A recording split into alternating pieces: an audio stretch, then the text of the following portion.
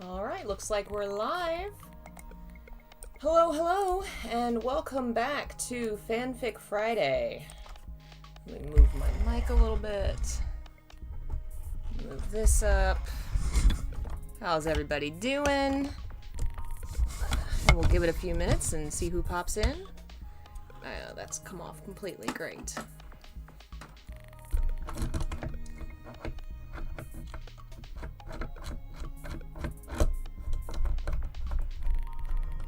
There we go, much better. Alright. Today we are continuing our foray into my teen years, reading more of the Vincent Valentine self-insert romance fic. Hello, Lobsel, Faku, Patrick, welcome. Boy, oh boy, you're in for a treat today. I've had to reread some of it, and I'm horrified. Absolutely horrified. Oh, man. We'll give it a few more minutes. Let's see here. Check my hotkeys.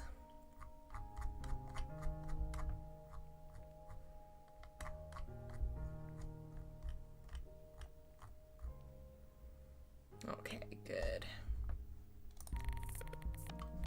How's everybody doing? I was doing okay until I was faced with this horrible flash to my past. Hello, Jeff.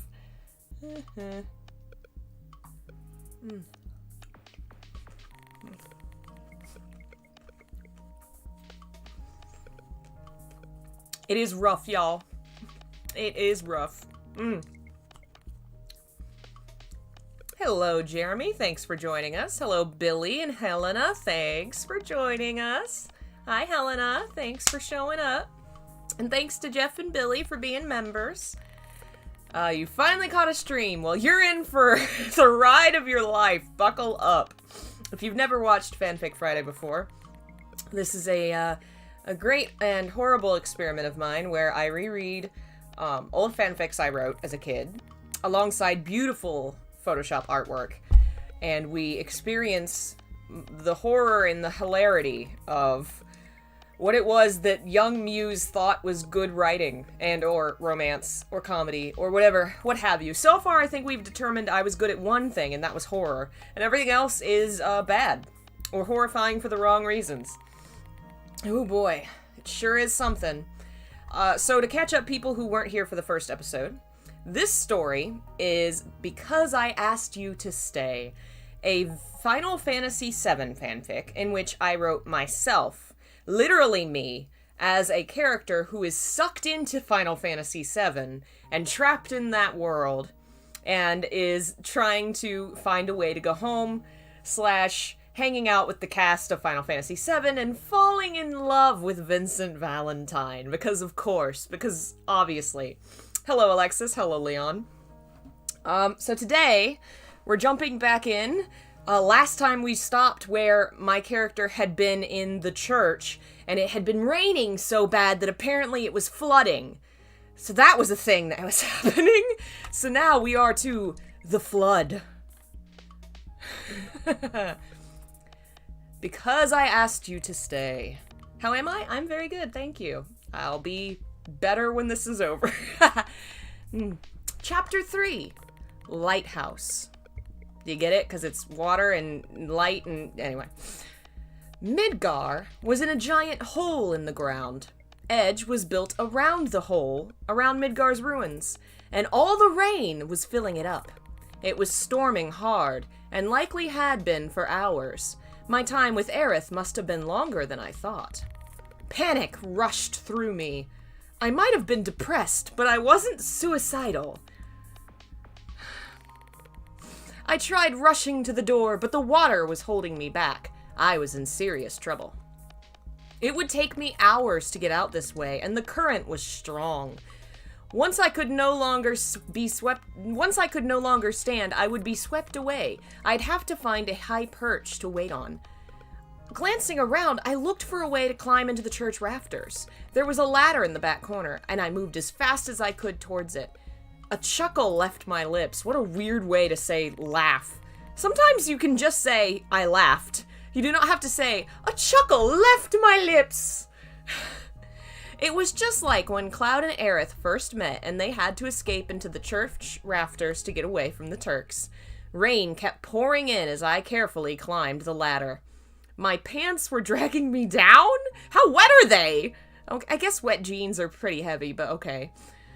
I finally got to the higher level and kept moving. I didn't think the water would get that high, but I didn't know. I headed to the highest level of the church and sat near the giant hole in the roof. From there, I could only watch the rain fall. I knew that my only hope was the rain would let up and someone would find me. Other than that, I desperately hoped it wouldn't destroy Aerith's— Oh no! Oh no! Hello, Santa Matera, welcome. The sentence is supposed to read, other than that, I desperately hoped the rain wouldn't destroy Aerith's church. But I forgot to put the not! So the sentence reads, other than that, I desperately hoped the rain would destroy Aerith's church. Just fuck this church.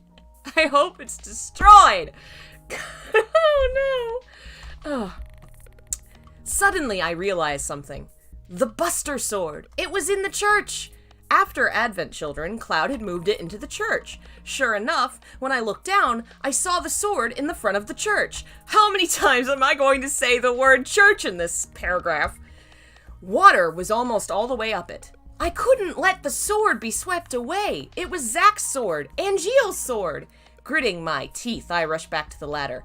In my rush, I slipped down it and fell into the water, which rushed up my nose. I came up hacking and coughing, and rushed to stand so I wouldn't be— I am doing so much rushing. Let's see, rush, rush, rush. Oh, there's 4 rushes. Oh my god, there are 4 rushes. I rushed to the ladder. In my rush, water rushed up my nose, and I rushed to stand. Oh god.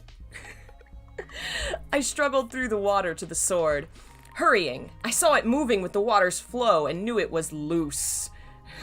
So to hurry, I began swimming. Why wouldn't I be swimming already if the water's that high? Okay. I managed to fight the current long enough to get the buster, and I snatched it up, holding it above water. I allowed the current to help me back to the ladder. Then came the hard part, climbing back up. I realized there was no way I'd be able to climb the ladder and hold the buster sword. So I had a choice. Risk going outside with the sword, hoping it would act as a float, or leave it and climb to safety. Why would a sword act as a float? Why would a sword act as a float? What? I knew I could never leave the sword, so second choice it was. Scared out of my mind, I clutched the sword tight and headed outside. The waterfall through the church door knocked me on my ass, and I almost lost the buster, but I managed to stand quickly. So, okay, how high is the water? Because I keep changing between I had to swim, I got water, it fell on my nose, it's so high. Oh, but now I'm standing? How high is this water? The ruins were full of water. Like a giant river had begun to flow through Midgar. If I hadn't been so scared, I would have been in awe. But as my life was in serious danger, and I didn't know what to do. As soon as I was out from under the church, I was pummeled with rain, and realized a new danger when thunder rumbled through the sky. I was in a giant body of water, holding a big metal sword, and there was lightning. Let go of the sword! Let go of the sword! My heart was beating a mile a minute, and I began to scream. Somebody! I shouted, somebody help! I was an idiot. I was going to end up dead because of the sword, and then the sword would be lost to the water too. But I couldn't let it go. My god. The water was getting higher as I waited, trying to head back to Edge. It was wearying, and I couldn't stop. I began making promises in my panic. Promises I didn't think I'd live to keep. Please, I won't be depressed anymore. As long as I have a chance to live, I'll have hope. Please let me live. Oh, God. I was crying and clutching the buster like a baby. I was clutching the buster like a baby, like wee baby. Lightning flashed and thunder rolled and I screeched. Suddenly, I was swept into the air and I hardly knew which way was up. A warm arm was wrapped around my cold, soaked waist, and the other arm took the buster from me, holding it against his side. Frightened, I immediately took comfort in his hold, whoever he was. Sobbing and terrified, great wings beat hard on the air as we soared out of Midgar towards Edge. Thank you, thank you, thank you, I whispered, rubbing my face against his chest! Rubbing my face against his chest! Then something happened. Suddenly I was falling and I hit the ground. It hadn't been more than 5 feet, and though it hurt, something else hurt more? Something else hurt more? What is that? What? I hadn't been more than 5 feet up, and though it hurt, something else hurt more. That's a horrible sentence, and I don't understand what it means. I realized, of course, it had been Vincent who saved me, flying using his chaos form. The second thing I realized was that the Buster Sword had just become a lightning rod. Vincent! So I guess he dropped her because lightning was striking the sword and he was trying to protect her. And I guess the sword, because, I mean, the sword's important to Cloud, so I get it. It's important. But it's also a sword that he left in a church. So maybe don't die for the sword. Anyway, I guess Vincent can't die, so he's fine. Have you... Oh, there we go. Go to the next one. I forgot. Oh, it's a delight when I can laugh at myself. Oh my goodness! Coravero, thank you for joining us. I'm kind of amazed that someone actually found this stuff through AO3 and came to hang out, but that's really super awesome. I need to post the rest of these to AO3. I've only done like half. Oh god. Okay. Oh man. Let's see here. I think I accidentally hit the mouse, and yeah, I accidentally hit the mouse when I laughed and it went all the way back up. Have you ever hurt someone you loved because of your own foolish mistake? Vincent fell from the sky in slow motion, screaming a beast's cry of pain. The sword fell to the ground, perhaps melted from the heat. Weird, okay. And Vincent fell into the water face down, wings spread behind him. I raced to his side through the water, which was only shin high in Edge. Oh, we're in Edge now? We flew to Edge in like 2 seconds? Okay. Vincent! I knelt by him and without thinking touched him and pain rushed through me. It was electricity, which I think was absorbed by his demons. But demonic energy... Oh, Jesus. It was electricity, which I think was absorbed by his demons, but demonic energy, the anger of a demon whose host has been badly injured. That sentence didn't make sense, but I think I was trying to say it was not in fact electricity, but it was demon energy for some reason. The beast snarled and turned on me, one of his clawed hands wrapping round my neck, the other slamming into the ground beside me. I was scared and crying, but not because of the demon. I'ma warn you now. Teenage Muse, I'll be honest. Every age Muse is a monster fucker. So that explains what's about to happen here. Vincent, I'm so sorry. Oh God! I'm so sorry. I sobbed and I realized I sounded like Lucretia. God, why? Chaos's hand tightened around my neck and I fell silent, awaiting my fate. Unlike before, I somehow was not as afraid of death. I was more afraid I had hurt Vincent. How is Anyway, being dramatic for no reason, like a teen would. Vincent couldn't control Chaos at this point, I realized. The lightning had likely hurt him badly, and with the gunman out of commission, there was no one to save me from Chaos. I hoped to any god it wouldn't be painful. We stayed like that for a while, with Chaos growling at me from above, his hand on my... Okay, so for a while, for a few minutes, he's just... I was so cold and tired, and I was shivering from that and from fear. Something in Chaos's bright gold eyes. Something was off. He looked strange. A different kind of growl escaped him, a sort of irritated sound. The claws tightened for a moment, then released, and suddenly Chaos was at my neck. Don't. Let me work on my Chaos voice. No, come on, do it deeper. Don't move. Don't move, he commanded, and I knew I wouldn't until he said I could. For a moment, he was breathing against my neck, and it was creepy. But then his lips touched my skin, and his incisor slid right into my neck. It hurt. It felt like pain I'd never felt before, and it became worse. In a matter of seconds, I blacked out.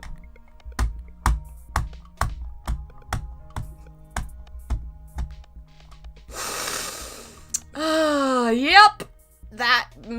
Listen, I grew up on Hellsing. I grew up on having a huge old crush on Alucard from Hellsing, and he was my man, and I loved him so much, and I wrote this because I definitely had a thing for chaos. I definitely had a thing for Monster Vincent. Oh, God.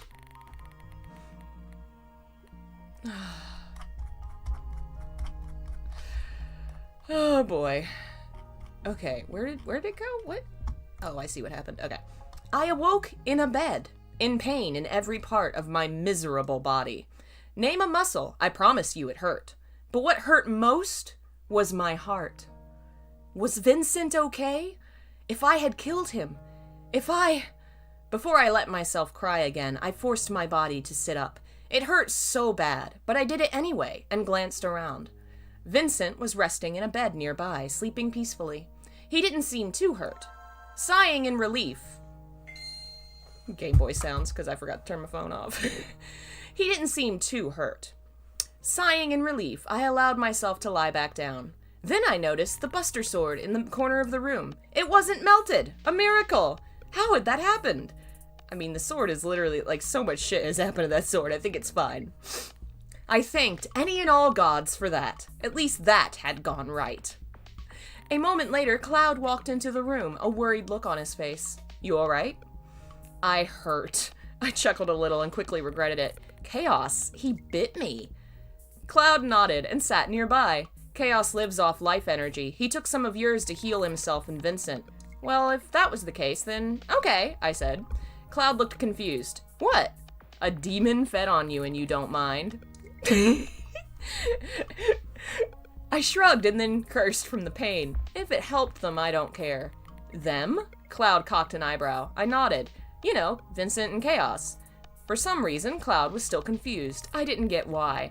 Then he looked very guilty. You risked your life for the sword. You shouldn't have. I smiled and glanced at it. I didn't just do it for you. I did it for Zach and Angeal, too. You know, those two guys who are dead, and I almost joined them. For your sword! Good job. Thank you, he murmured quietly. I nodded. Are they gonna be okay? I asked. He nodded. God. Both of you just need rest. Cloud stood to leave the room, then stopped. Amanda? I haven't gone by the name Amanda since high school. No one calls me that. It feels so weird saying that name, referring to myself. I grunted. Don't refer to Chaos around the others. Confused, I glanced up. We don't usually think of him as a person. It might bother them if you do. Okay. That feels like a weird thing to say. But I guess the idea is that they think of Chaos as like a summon monster or something, and okay. I nodded. Okay. He smiled and then was gone. I wondered if he was going to see Sid, because apparently that's all he can do. His only character trait in this story is he's gay with Sid. That's all. Once he was gone, I leaned back to think a little. I had met Chaos. What a creature. What a creature. What a honk. I was sure he was gonna kill me, but he didn't. I wondered why. He could have drained all my life. Why hadn't he done that? In a way, I was in total awe. He was awesome. He could fly. I had always wanted to fly. I realized I actually had during the storm, but I didn't want to think about it. I glanced back over at Vincent. He was still sleeping soundly. I wondered, could Chaos hear me inside of him? I didn't know, but I decided to try. So I stood and very slowly moved over towards Vincent. I leaned towards his beautiful face, and for a moment was distracted. I lightly brushed my hand over his gorgeous hair, ran a finger over his forehead and down his cheek. Ah, that's like stalker, but like, oh, that's just, God. Okay. Hello, everyone that's been hopping in. I haven't said hey to everybody. Yes, I did cut my hair. Thank you. It was getting long and I was so hot. This room gets so hot. Right now, I am sweating. I needed the hair off my neck. Oh, God. I blushed and removed my hand, leaning a little closer. Chaos, if you can hear me. Nervous, I closed my eyes. Thank you for not killing me. The start of a beautiful romance. Thanks for not killing me. Hey, Bad Wrong Fun. You're half right. It is definitely a polycool, but with Vincent and Chaos, because Teen Muse was a monster fucker. And definitely wanted to get with Chaos. Definitely. I waited a moment and then stood, slowly moving to my bed. I didn't quite make it, so I slouched over it sideways and sighed, relieved to be lying down again. Then I dragged my legs into the bed, turned around, and was asleep in seconds. Okay.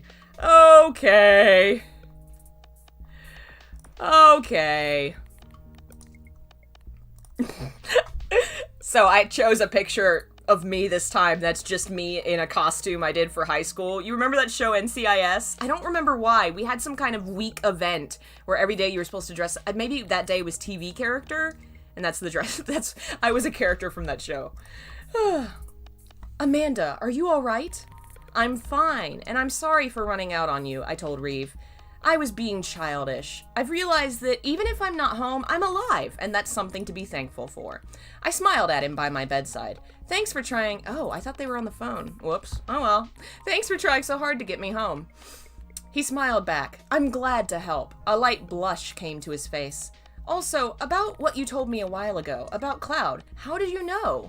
I glanced toward the door. He and Sid, I began. Reeve's eyes grew wide. Really? I nodded. Just recently. This seemed to give Reeve something to think about, and he glanced away. Does Tifa know?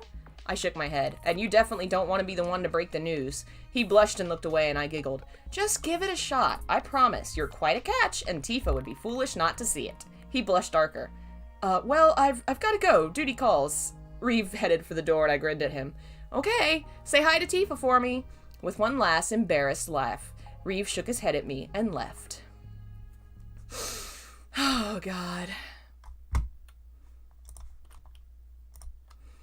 You're happy, a voice said, and I jumped. I'm glad you're not crying anymore. Yes, this story does ship Reeve and Tifa for reasons I cannot fathom. I don't know why. Because they were there, I guess. And I didn't want Tifa to be sad because I made Cloud gay. I turned and saw Vincent awake. That's not a sentence. His eyes half opened, and I smiled. You helped me get over that, thanks. You helped me get over that? Am I just entirely— I've moved past being sad. Oh my god. I haven't played Monster Prom. It's on my wish list, though. It's totally up my alley. It looks cute. He nodded and then winced slightly, and guilt rushed through me. I'm sorry about what happened. I'll do anything I can to make it up to you. Vincent's look darkened. Chaos took a great deal of your life energy. You've already repaid any debt you think you have. I shook my head. I have 2 debts. You saved my life, and I got you hurt. So I've only repaid 1. Vincent frowned, not approving of my logic. I have to help you somehow. That's not necessary, he insisted. I frowned. Mr. Valentine— I clearly wrote this in a rush because it's missing a lot of words. The sentence literally reads, Mr. Valentine can hardly move. Surely I can help. Vincent looked back at me. You can hardly move either. We began a staring match, a sort of contest. Of course he won and smirked when he did. Whatever. When we're both better, I'm gonna repay you whether you want me to or not. Does that not defeat the purpose? I'll defeat your purpose. You're no longer making any sense. I never make any sense. Middle school comedy! I felt happier than I ever had since I first showed up in Gaia, but I wish it hadn't taken a run-in with death for it to happen. I giggled for no reason, and I think Vincent was beginning to believe I'd gone wacko. Sid walked into the room just then, carrying soup. Hey, kiddos. Both Vincent and I frowned. Sid was only a few years older than me, and Vincent was practically 60. Ooh, I'm starving. I happily took the meal from Sid. Thanks. He set Vincent's bowl on the nightstand and helped the man sit up. It hurt me to see Vincent reduced to such a level, especially since it was my fault. But I wasn't going to let it drag me down. I was going to be happy, even if it killed me. The soup was delicious. Please, thank the chef, whoever they are. This is great. The blonde handed Vincent his meal and chuckled. It was Tifa, and I'll pass on the message. Y'all rest up, you hear? Before he left, he turned and looked at us, shaking his head with a soft smile. Ah, kids, all grown up and fallen in love. Both Vincent and I spit our soup out at the same time, shouting, Sid, or Highwind. The blonde pilot raced from the room, cackling. Red-faced, I turned back to my meal and kept eating. We ate silently for a little while. Why did you call me Mr. Valentine? Vincent asked suddenly. I didn't hear him clearly. What'd you say? I asked. He repeated his question and I blushed. Sid, Cloud, Tifa, you call them by name, but not me. I turned away, red-faced. Well, I respect you a lot. I began eating again, nervously. When I glanced back up, he was smiling slightly. You may call me Vincent. I'd prefer it. My heart fluttered. Oh, okay. Thanks, Vincent. Giddy, I turned back to my meal. Man, this is really good. Vincent chuckled, and we finished our meal in silence.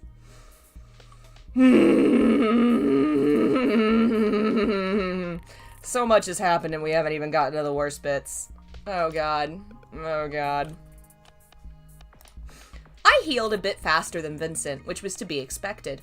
I wasn't the one struck by lightning. So eventually I tired of being on my butt in bed and was excited to get out of the house. I sighed under the bright sun, which had finally reappeared. It was cold and still winter, and there was a chance the rain would freeze overnight if it got cold enough. But what rain? What rain? I just said it was sunny. What rain? What? It sounded good to me. Perfect skating weather. I just said it was sunny! Why would we be ice skating? I bundled myself in a jacket and went outside. And just where do you think you're going? Ruh-roh, Raggy. Busted. Slowly I turned and saw Tifa in the doorway, hands on her hips. Hey, she cocked an eyebrow at me and I pouted. Come on, Christmas is in 2 weeks and I haven't even shopped. I'm tired of being in bed. Yes, the holiday about the Jesus guy who definitely was in Final Fantasy VII. The woman chuckled and shook her head. It's hard to believe you're older than me. I smiled brightly, hoping to convince her. All right, but I'm coming with you. I smiled. Fine by me. How much I wanted to make a perverted joke right then. But I caught myself. I was with Tifa, not my crazy friends. Why? Why? Oh. Why? What even? Oh, but I'm coming with you? Ha! Ha! Ha! Ha! Once Tifa and I were properly clothed and warm, we set out into the cold, wet city. It was fun shopping with her. She reminded me of one of my old friends, a girl younger than me with reddish hair and glasses. Aw, I don't talk to that person anymore, but she was a sweetie. Both she and Tifa had the same sisterly air, which was filled with love and rivalry. At one moment a compliment, the next a joke at your expense. It made me miss her even more. Aw. Eventually, as we shopped, Tifa asked me about my home. I spent most of the time telling her about my friends and family and all the crazy things we'd done. I told her about how we all had nicknames of characters from games based on our personalities. And who were you? Tifa finally asked. I smiled. I was Zack. Because he was my hero. I'm not much like him. Tifa smiled. I think Zack would be honored. You did risk your life for his sword. I chuckled. Does that make me brave or stupid? Tifa chuckled back. Both. I do not remember being called Zack by my friends. I do remember we had nicknames for each other based on characters that we thought we were like, but I don't remember being Zack. This strikes me as the most middle school thing I've ever heard, isn't it? It is the most, well, I have other things. We have a actual physical book we made at a sleepover once. That is fanfic, and all of it is self-insert, and each chapter is one of the girls at the sleepover with one character they liked, who had been we'd all been magically teleported to this mansion, and I got Alucard, and one of my friends got Gaara from Naruto, one was L from Death Note, one was Hitsugaya from Bleach, and one was Dark from D and Angel. We wrote it over a weekend. I have it in a box somewhere. One day I will pull it out. God. Oh, man. It's handwritten. Handwritten self-insert fanfic.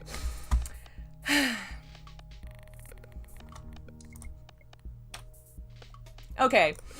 I need to explain this one. So in this section, my mom comes up and I think about her. And so I thought it would be funny to actually ask my mom her opinion on the men in this game and how attractive they are. And those are her opinions right there. And her favorite was Vincent. I knew it would be because she likes tall, long dark hair, artsy men. You know, that's freaking her type. Which is hilarious. My dad was bald, but anyway. Oh man. I had most of my gifts by the end of our busy day, but for Tifa and Sid, I couldn't buy Tifa's while she was there, and I didn't know what to get Sid. I was still thinking about it.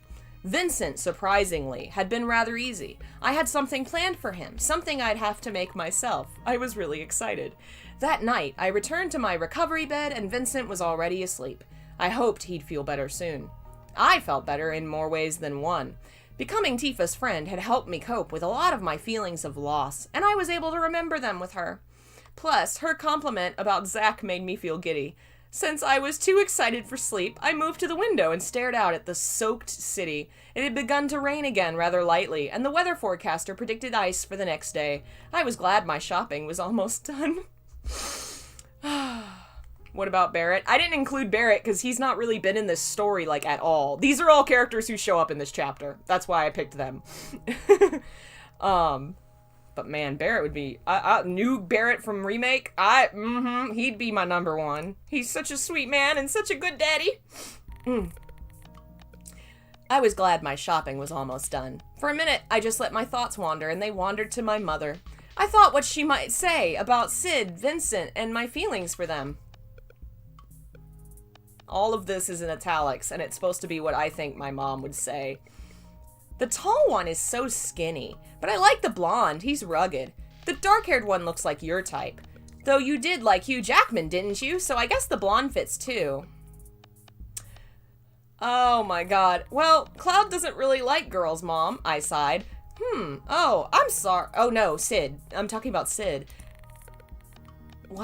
He doesn't really like Oh, okay. He doesn't really like girls, Mom. Oh, he's taken. I'm sorry. Oh, God, the best ones are always taken or gay. Well, the dark-haired one seems to really like you. No, he doesn't. My cheeks flushed. Don't deny it. He talks to you all the time, and he tries to help you. He risked his life for you, too. If he's not head over heels for you, then he must be gay, too. I don't think he's gay, Mom. He was in love with a girl before. Well, then you'd better go after him before some other girl gets her chance. He's rather handsome, even with that weird fashion sense. I laughed. And what would Dad think? Oh, he's in the garage, honey. He doesn't need to know about your vampire lover. He's not a vampire, and he's not my lover. He could be if you'd get up and go get him. I wrote this, and I put it on the internet for other people to read. Oh, God. Oh, man. Oh, my God. Okay, so we have some new folks who seem confused. This is Fanfic Friday, where I reread things I wrote as a child, and we laugh and scream in terror and horror of what was created. And this is a self-insert fanfic I wrote about myself, and it's the most horrifying thing we've read so far. It gets worse. Okay. Are you all right?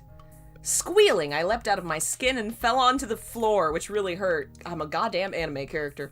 Flushed red, I glanced over and saw Vincent sitting up, staring at me. I blinked and felt awkward. Oh, I'm fine. This is more italics from my imaginary mom in my head. Get your hot body over here, lover. The voice in my head that sounded so much like my mother made me blush. Shut up, Mom. If he hadn't thought I was insane before, Vincent surely thought so now. Oh well, might as well let him know before he gets in too deep. I decided Mom was right. Sid was out of my reach. But Vincent, if I could get behind that cold exterior, Vincent might not be.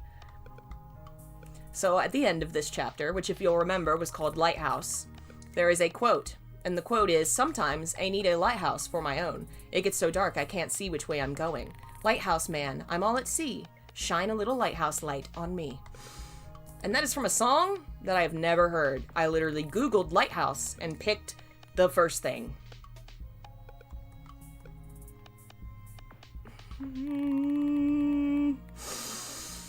Okay, so next part, chapter 4.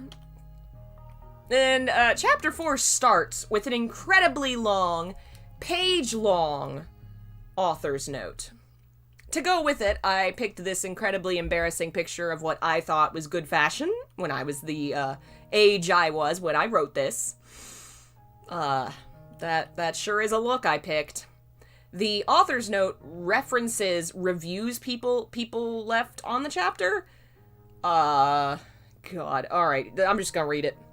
"Thank you for all the reviews. I didn't expect this to be liked. It's sort of like personal therapy for me, but I'm glad others enjoy it too." So person 1, I'm responding to. "Yeah, our main OC is pretty childish, but I know a lot of people over 20, 30, or even 40 who act like they're 2, XD. Plus, I wanted to show that going into the world of unreality isn't all it's cracked up to be. To be someone who is shy and childlike, like Amanda, it would be quite the ordeal. And yeah, there were quite a few grammatical errors. I'll fix them later and repost the chapter." I did not. "Thanks for bringing it to my attention." Okay, next review. "Hey, you're not the only one. Like ROC, I have a big crush on Sid, and he's more than twice my age. At least I think he is. Usually, I put Cloud on his own, or still pining over Aerith or Sephiroth. I guess I decided to shake it up a little. Sorry, I hope you still like it." Third review. "I agree with you about Chaos. I always thought exploring the demon's personalities was fun. I don't think he's a jerk, just a joker type. If you know what I mean. Causing trouble, but not having a real goal. He'll play a big role in this story, so will all the other demons. Also, I hate Hojo so much. I hate him. And we do need to talk. I love talking to readers, but I haven't in forever. Maybe over DeviantArt if you have one." This story is a time capsule. Oh, God. "Here you are, Tifa, and I am done for the night." With a happy, relieved sigh, I put my name tag into the drawer in the kitchen and stretched. Tifa shook her head at me. "You shouldn't be working yet," she told me, hand on her hip as she made a meal for someone. Just a meal, you know, just a meal. Hand on her hip as she made a meal for someone. As she did, waiters and waitresses ran about, bringing in orders and taking meals out for customers. "I still think you need some rest." She sounded like my mother, but I refrained from saying so. "I'll be fine. I was so bored upstairs anyway. All Vincent does is sleep." As I sat down nearby, out of the way, I saw Tifa smirk. "So it's Vincent now." She glanced over at me and I blushed. "Well, he asked me to call him that." Tifa giggled like a schoolgirl and I frowned at her. "What?" "You too. It's so cute." Flustered, I huffed and crossed my arms. "Everybody keeps saying stuff like that. There's nothing, really," I insisted. She spun around with a big grin. "So why are you blushing?" she asked. Cornered, I looked at the floor. Why couldn't I control the blood rushing to my face? "Okay." Sighing, I nodded. I might feel something, but it's just me." "Keep telling yourself that," the woman said with a sing-song voice, turning back to her cooking. Ignoring her, I stood and left the room in a hurry as Tifa kept giggling. Friends. So invaluable, yet sometimes annoying. It still shocked me that I was friends with Tifa Lockhart. It was hard getting used to being around my heroes, but at least I wasn't in Final Fantasy X. I would have had a heart attack meeting Auron and Lulu in them. Instead of going to the guest room, where I knew Vincent was asleep and I'd likely spend my time just staring at him because I'm apparently a goddamn serial killer, I went upstairs to the sitting room. Marlene and Denzel were doing homework at the center table, and Cloud was reading a newspaper. I smiled when he looked up at me and sat nearby. "Good evening," he said. I glanced out over the window. "Is it always like this in winter here?" I asked. Cloud glanced out the window. "It's been really bad this year, but yeah, it usually rains and snows a lot." He looked over at me. "What about where you're from?" I turned to face him and shrugged. "Sometimes. It gets a little cold in the winter, and it snows once or twice, but nothing like this. But man, it got real hot in the summer. I was from the American South. Thinking of it made me a little homesick, but I have to say, I never did miss those hot summers." What was your job back home? Cloud set his newspaper down on his lap. I did a couple of things. Shrugging, I listed them off. I worked at a publishing company. I was a secretary. I did whatever I could while I worked on hobbies on the side. I taught violin for a while, but I'm not such a good teacher. I've never known how to play violin. I was never taught violin. I've never touched a violin. This seemed to surprise him. You play? I smirked. Nope, just teach. He smirked back and rolled his eyes. Yeah, I started playing a long time ago. Didn't Tifa used to play an instrument? He nodded. She used to play piano. I don't know if she does anymore. Probably not, since you don't have one around. I really missed my violin. Cloud stood suddenly and moved towards the staircase. You leaving? He nodded and said, yeah, got a delivery to make. I stood and went to the top of the stairs as he descended them. Where? Rocket Town. I couldn't stop a big grin from lighting up my face, but it also hurt. Oh, God! It was hard being a fan of boy-on-boy love and having feelings for one of the guys in the relationship. I was still getting over that, but seeing Cloud happy made me happy too. Oh, young Muse, before you knew you were gay. Oh, young Muse, boy-on-boy love. Oh, God, what is it, a sandwich? I've got a boy on my boy? Oh, jeez. Oh, Muse, no. And I remember thinking that this was, like, really deep. Because, like, you know, when you're 12 and you're in that community, nearly everyone I knew who was in that community later became gay or trans. So, like, it was a doorway to exploring ourselves. But at the time, the only words we really had for it were yaoi and yuri. You know, like, we were playing in that space. And in my mind, it was really deep to have a story about someone that liked that kind of thing also liking one of the guys. And I guess for a 12-year-old, that was deep. Oh, man. But yeah, that's...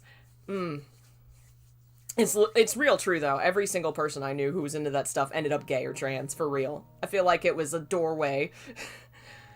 I headed back to the guest room eventually and saw Vincent was awake reading a book. Morning, sleepyhead. I grinned at him and plopped down onto my bed as exhaustion set in. It had been a long day and my muscles still hurt. Tifa was probably right about it being too early, but I was too stubborn to admit it. Vincent didn't respond to me at first, so I looked at him. He didn't really look like he was reading. More like he was trying to read, but his thoughts were distracting. You okay? I sat back up.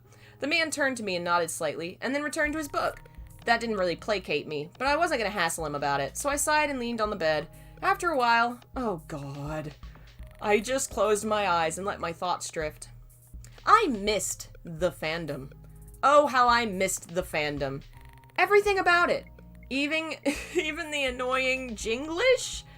I guess that's probably referring to people that throw, like, random Japanese word into fanfic because they hear it in anime or something. I think I'm referring to those folks. And horrible gamers who thought they were the best. You know them, the horrible gamers who thought they were the best. I missed it all. Looking online at fan art of Final Fantasy or Kingdom Hearts. Looking at the demos, playing the games. How I missed it. I missed watching anime, reading fanfiction. It hurt not being able to do any of that. I missed AMVs. I missed conventions and cosplay. Being in the realm of the fandom was very amazing, but it hurt really badly too. Sighing, I wondered what my friends were doing right then. I tried not to imagine them at my funeral. If only I could contact them to say hello. A strange impulse came over me and I sat up, snatching the phone from my nightstand and dialed my home phone number. We're sorry, the number you've dialed has been disconnected. Growling, I slammed it back down on the receiver. Okay, so that hadn't been the most likely idea, but it was still disappointing it hadn't worked. Vincent was looking at me strangely, and I shrugged. I didn't want to tell him I was still going nuts about not being able to go home, though I knew he'd understand. So instead I asked him, you sure you okay? He still seemed distracted to me. I could ask you the same thing, he replied. I asked first. He frowned but sighed. After a moment I realized he wasn't going to answer my question, and I huffed. I was bored. Eventually I became bored and tired, so I fell back and went to sleep. The next day was my day off, and I had no idea what to do with myself. I woke up and had breakfast and found out Vincent had headed off somewhere. Of course, he hadn't told anyone where he was going or when he'd be back, Since he was gone, I decided to take advantage of his absence and work on his Christmas present. So around noon, I bundled myself up and grabbed the camera Tifa was letting me borrow and headed out into the city, looking like a tourist, which I was in an interesting way. The city was no longer flooded, and I was very anxious to see it. Very hyper and happy. I left the bar on my own to explore, keeping an eye out for any places I might recognize from the Advent Children movie. Edge was a lovely, busy city, even during the freezing winter. As I walked, I snapped a few shots of the white streets. I saw an item shop and a weapons shop, and suppressed a laugh. The music from the game even began to play in my mind. How I missed video games. Some people waved at me as I passed, and kids leapt into my shots with big smiles. It was cute, and I obliged. I kept walking around and wondering where in the city the fight with the silver-haired men had been. Eventually, I found the monument from the movie, and was rather pleased to see it. I snapped a few pictures of it, imagining Bahamut perched on top. How cool. I stood there for a while, replaying the great fight with the creature in my mind. Then I remembered the funny scene with Reno and Rude and laughed aloud. After a while, I moved on. I found the building that Rufus and Kadaj had left off of and snapped a few pictures while I was walking. Let's take a moment and consider that thought. It was just a random empty construction. It was like a parking lot. How would I recognize the building that he jumped in? Didn't that building explode? So would it even be there anymore? Like, that makes no sense. This is dumb. Anyway. I snapped a few pictures while I was walking, but I wasn't looking where I was going. With an oof, I bumped into somebody and fell on my butt, snapping a picture of the sky instead. Oh, sorry, I pulled my camera away from my face as I apologized. I wasn't paying attention. This actually really dates all of this. The fact that I have a specific camera to take pictures and I'm not using a phone, that immediately dates this. Hey, it's no problem, a slightly cocky voice told me, and I recognized it quickly. My head snapped around to look at the speaker. You alright, yo? I almost laughed at that. I could hardly believe it. Reno! Only my favorite Turk ever, grinning down at me with a boyish smile. Is this the fanfic of you trying to get it on with every humanoid male in Final Fantasy VII? I at least flirt with all of them, but end up with Vincent, if I remember right. And this takes place in the, Morpheus time period of post-Advent Children to Dirge Cerberus. It's not really at a specific time, but it's after Advent Children. Let's see. He wasn't in his usual suit, but a big black jacket, boots, and tick black sacks? Tick black sacks? What are tick black sacks? The man extended his hand, and grinning, I took it. Reno! It was out of my mouth before I could stop myself, and I blushed. The man took it in stride. Have we met before, babe? He slid an arm around my waist, and I managed a deeper blush. No, but I've heard of you. This seemed to please him. Of course. Let me guess, one of your friends, right? He wiggled his eyebrows. I guess word gets around. I guess this Reno is a terrible horn dog. Oh, no, that wasn't it. I chuckled and shook my head, and Reno looked playfully downhearted. I actually happen to be a friend of Cloud's. Damn it, Reno frowned to my surprise. Every girl's a friend of Cloud's. What does that mean? What does that mean? Every girl's a friend of Cloud's? What does that mean? Not that kind of friend, I promised, and introduced myself. Oh, hey, I've heard of you too, the man said, a puzzled look on his face. How? A guy named Reeve Tuetsi mentioned you in passing. Ever heard of him? I realized Reeve had probably talked about me a little when he asked the Shinra about the information we needed. He asked the Shinra. That's actually how they're referred to in the original Final Fantasy VII, but I don't think I'd played Final Fantasy VII at this point. Reno had probably been present. Yeah, I'm a friend of his too. The man grinned, and I noticed we were both walking again, his arm over my shoulders. But not that kind of friend. Smiling, I nodded. Right. There was an awkward silence for a moment. So, I guess that means you know where I'm from? Blinking, Reno shook his head. Should I? That surprised me. Either Reno hadn't been paying attention or Reeve hadn't told Shinra. Well, I figured you'd know because it was why Reeve went to talk to your boss. I began to explain how I was from a different world and was trying to get back home. You know how you do to people you just meet on the street? Man, that bites, yo. The Turk exclaimed. Man, that bites, yo. This has also made me realize that Reno used to have, like, a vocal thing where he'd say yo at the end of his sentences, kind of like Japanese sometimes has, like, things at the end of sentences that they translate to yo or what have you. They didn't do that in the remake. He didn't do that. Interesting.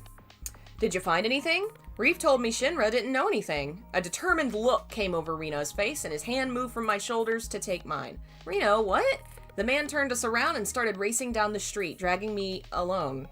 I think I meant along, but I wrote, dragging me alone. Come on, he said, grinning like a child. I had a bad feeling suddenly. Where are we going? Boy, did I hate running, especially running and talking. Reno glanced over his shoulder and grinned at me. To Shinra, he state. Jesus. I'm gonna get you some help. I gulped nervously. Reno's help? I wasn't so sure that was a good thing. Yeah, I definitely had a bad feeling. The new Shinra building in Edge was infinitesimally smaller than the original had been, which didn't surprise me. What did surprise me was the amount of people who did work in the building. Every floor was full. After all that time, what could Shinra be up to? They surely weren't an electrical company anymore. Being inside the building, even with Reno, who was relatively nicer than other Shinra employees, made me very nervous. Oh man. Oh god.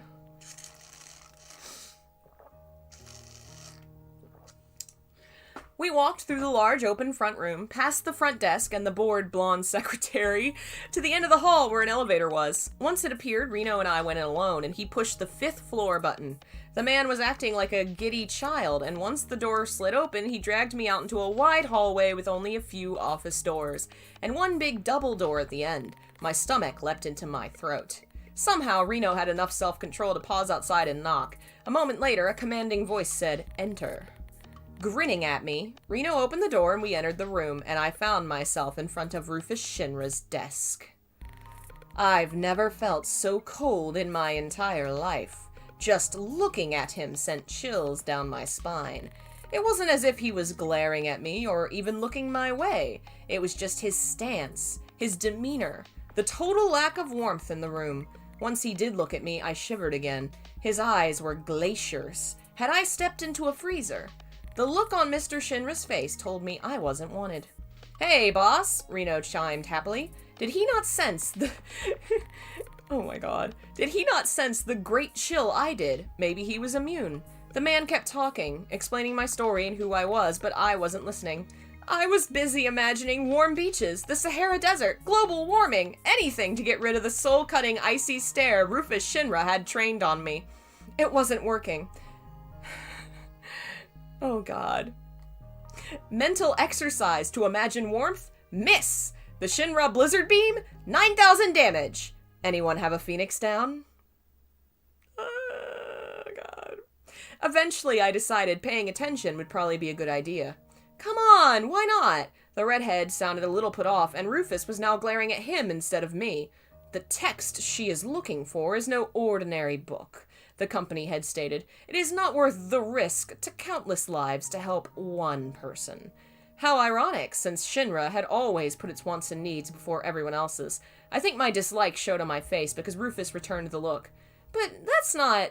I couldn't believe Reno was sticking up for me. He was a swell guy, really sweet, but he was probably risking his neck here irritating Shinra. Not that he didn't do that every day, but I was touched he was fighting with his boss over me. Reno, that is classified, top-secret information, and if I find anyone has seen it, anyone at all, the man stood, his eyes narrowing, I won't be pleased. The Turk net to me, not next, net to me, looked like a kicked puppy, and I actually felt worse for him than I did for me not getting the info, really.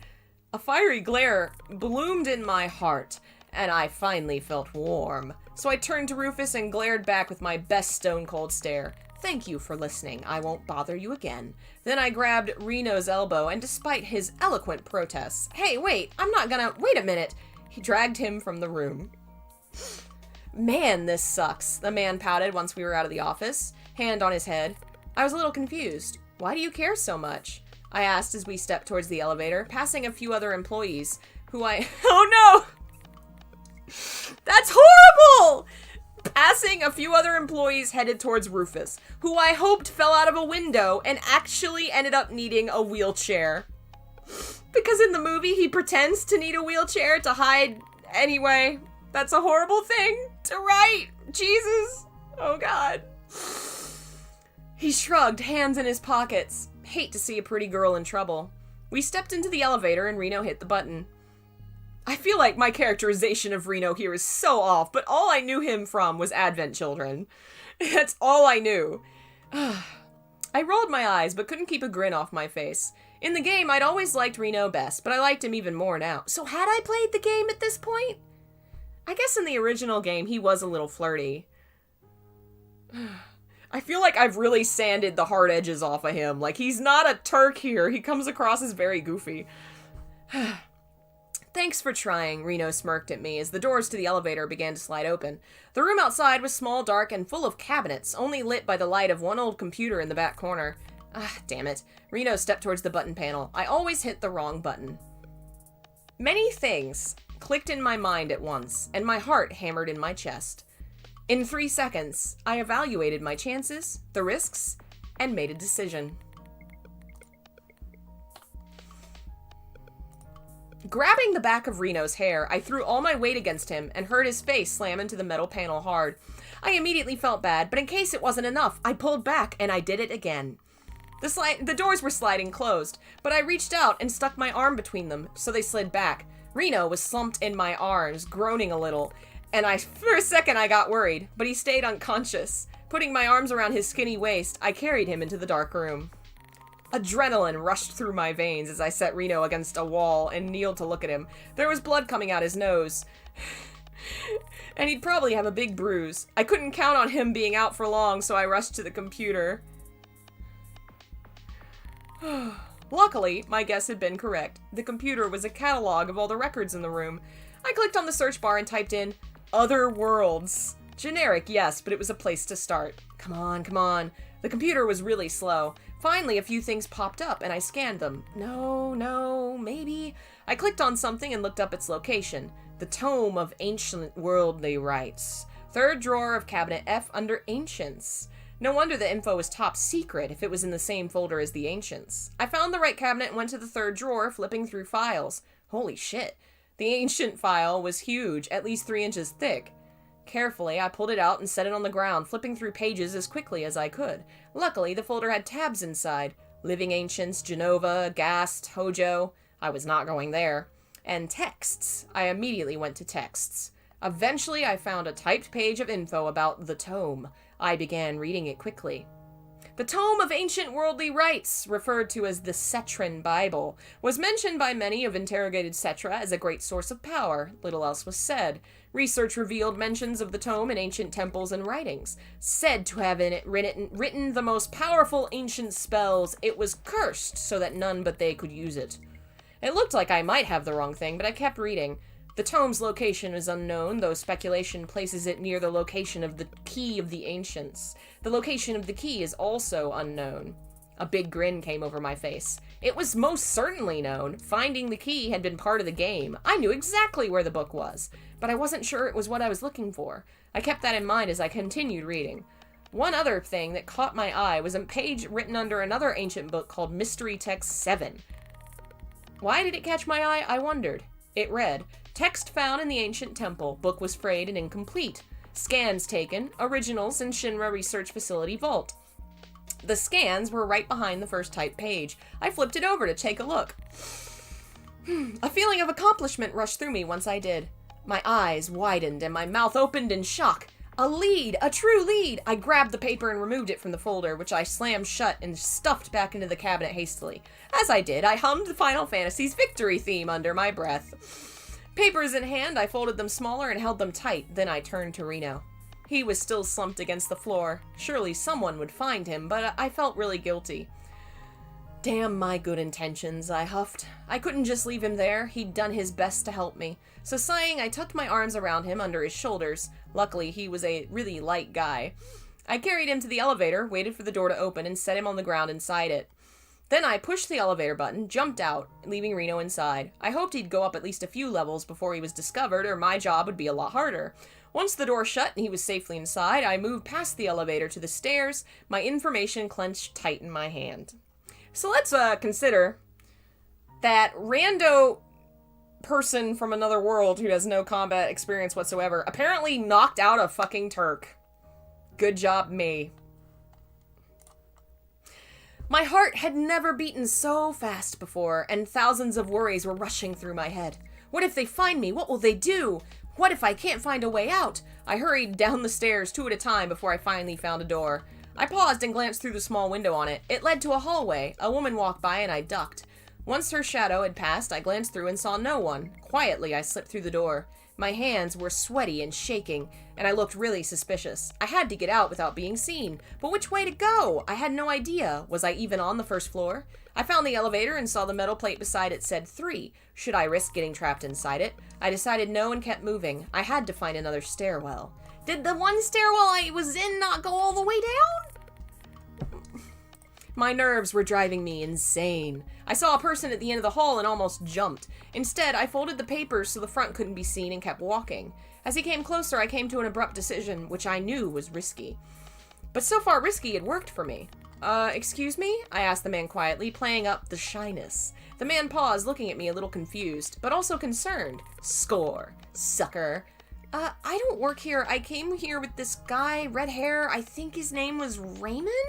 Reno. The man rolled his eyes and I nodded vigorously. Right, well, I got what I came here for, but he left me and I can't find my way out. I glanced around like I was scared or nervous, which I certainly was, so it wasn't hard to act. His look softened and I grinned inwardly. I really hope this doesn't get you fired, guy. Yeah, he's a jerk. If you're looking for the front door, go down this hall, take a left, and down the stairs. The front lobby will be at the bottom. I let a relieved sigh escape me and grinned. Thank you. I waved as I ran away, trying to look enthusiastic instead of scared out of my mind and running for my life. Once I was out of sight, I went faster, raced to the door, and down the stairwell. Down the stairs I went, hand on the railing, my chest heaving hard. Finally, I saw the door. Outside the window, I could see the lobby, but I stayed low and waited to catch my breath. Was I really going to just walk out the door? It seemed too easy. Suddenly, one of the doors above me slammed against the wall and I gasped, glancing up. It was Reno pounding down the stairs from the 6th level up. Fright rushed through me, and I quickly folded the papers up tight and slipped them into my bra to hide them. No more time for breathing, just running. I shoved the door open and raced into the lobby and was almost out the front door when Reno entered the room. Stop her, he shouted, but too late. I had already ducked under the guards and raced out the door. This Shinra is fucking useless. I was out of the fire and into the frying pan. How to get to 7th heaven from here? I just started running and decided to worry about it later. I heard footsteps pounding against the ground behind me and ran faster. Reno was the only one chasing me, but he was definitely faster than me. I felt my legs burning. I really wasn't in shape. Turning a corner, I tried dodging around a few trash cans, but I wasn't able to. Someone grabbed the back of my neck back of my shirt, and I fell back, tripping even as I struggled to get away. Next I knew, we were both leaning against the brick wall nearby, struggling to defeat one another. Why would Reno be struggling to incapacitate a civilian? Let go, Reno, I pleaded as I fought. Please. Reno? Both our heads snapped around, and I felt a strange mix of happiness and fear at the sight of Reno's other half, Rude. He was in dark jeans and a big black jacket, a hat over his head. Of course, even in snow, he wore his trademark sunglasses. What are you doing here, Reno? Rude, here, the girl! Reno pointed to me, but was cut off. Just because it's your day off doesn't mean you can bother girls on the street. Reno's face was about the color of his hair. No, that's not it! I'm not! He put his arm around me and pulled me over to Rude. I didn't struggle, so Rude would think I didn't really have a secret. I had a feeling Reno was digging his own grave, so I sat back and let him. She stole secret information from Shinra! Rude glanced from Reno to me and then back. Really? Yeah! The bald man sighed. And that's why you're trying to stick your hand down her shirt? He asked. Reno nodded vigorously. Well, yeah, 'cause it's in her bra! He pointed at me. It was out of his mouth before the redhead realized how stupid it sounded. Glancing over his glasses, Rude looked at me. Uh-huh. Really? Frantic, Reno turned back to me. I'm not kidding, look! He turned to grab for it again and I dodged away. It looked like he was grasping for my boobs. It's there! Secret! He lunged. I ducked. Information in her bra! He almost grabbed my collar, but I ducked and raced around him, moving behind Rude as if for protection. I kind of felt sorry for him. Give it up, Reno. Rude shook his head and kept walking, even as Reno turned and called after him. Rude, wait! The man shouted and waved his arms about. I'm not joking, really! Poor Reno flailed with the face of a dejected pet, pouting and giving up with a sigh. Meanwhile, I was having a heart attack. At least it felt like one. Did I mention I hated running? I slid to the ground next to the wall, though I knew I should have run away. I just didn't have the strength for it. When he turned around, Reno saw me and paused, a frown on his face. After a moment, he let out a dark sigh and rubbed his temples before moving towards me and sitting against the wall with me. I'm sorry, I began, trying to calm my breathing. Sorry about your head. The man chuckled. Sorry about chasing you in the bra thing. We both laughed a little and I sighed. It's your job, I told him, reaching into my shirt. I pulled out the papers and blushed a little as he smirked at me. What? It was the safest place I could think of. Right. The man smirked again. I ignored him and unfolded them. Look, I whispered, unfolding it. This is all I took. They're scans of the originals, which your people still have. I don't have the real ones. No one would miss them. They're nothing, I told him. Reno looked them over as I flipped the pages to show them. They don't look like much. What are they? I smiled bright and looked back down. These are photos of my home, my world. I know without a doubt they are. I flipped back to the first page and began to explain. This is the capital of my country, and this is the Eiffel Tower in Paris. I kept explaining more pictures. There were about 15 of them. This was our planet from outer space. It was the first picture ever taken of it. I have no idea how these pictures made it to your world in this ancient book, but there they are. I looked up at Reno with hopeful eyes. These could be important. They might mean something. I need them, please. Reno was still looking at the pictures, not in awe, but surprised. These are photos of another world? He looked at me and I nodded. Reno flipped to the last one of the planet. A different world, huh? I held the edge of the paper tight.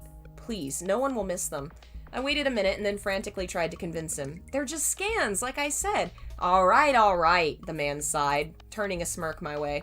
Keep twisting my arm, it's gonna break. Slowly, he helped me to my feet, and I grinned at him as he swung his arm around my shoulder. I couldn't believe it. Reno was the best. I can keep them? Joy rushed to my head and I leapt on him, squeezing him tight, ignoring his complaints. Thank you, and I really am sorry about your face. You'd better be. We both laughed a little, and I clutched the papers tight. I had to get home and put them someplace safe. Not to mention, my friends needed to see them. Oh, I can't wait to show Cloud. We finally got a lead. Reno let me go, and I jumped for joy, cheering. He chuckled and smirked at me. Yeah, I wish I could see it. Confused, I glanced at him, and Reno shrugged. You know.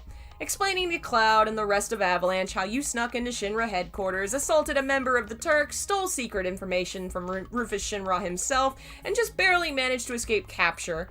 If possible, his smirk grew wider. Just thinking of the looks on their faces when they found out you went into Shinra alone and didn't even tell them. He grinned at the horrified look on my face. Oh shit. And that is the end of this week's Fanfic Friday.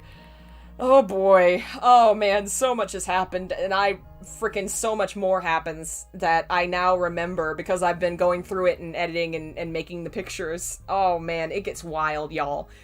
Next week will probably be, let's see, this is 4, 5, 6. Yeah, next week will be the last one. It'll be a much longer one because it's 3 chapters. But that'll be the end of the Vincent saga. Oh man, there is a ball. We go to a dance, and Chaos comes back at some point. I think there's a fight, if I remember right. It gets wild. Thank you guys for joining me today. This one, like I said, this one was amazing. So much in this one. I think that's the last image. Yeah, that's the last image I had. Thank you guys for joining me. I hope these never end. I was writing fan fiction for many, many years. I mean, even Final Fantasy VII wise, there's another Final Fantasy VII self-insert that I wrote. And it's finished. I wrote 30 chapters of that bitch. It's a novel. And it's a different version of the same story where my character is in the real world and Sephiroth gets summoned to our world and lives at my house.